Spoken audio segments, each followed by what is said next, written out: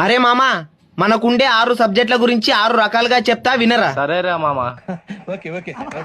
సూర్యుడు వస్తేనే వస్తుంది వెలుగు, నాకు ఇష్టమైన సబ్జెక్ట్ తెలుగు.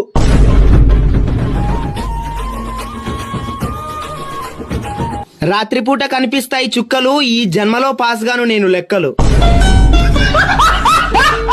పిగ్గిని తెలుగులో అంటారు పంది, నాకు అర్థం కాని సబ్జెక్టే హిందీ.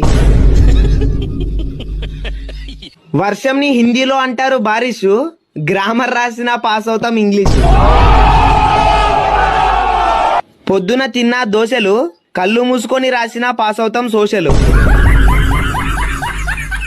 మా ఊర్లో పొద్దున 10 గంటలకి తెరుస్తారు వైన్స్, తొందరగా చచ్చిపోవాలంటే చదవాలి సైన్స్.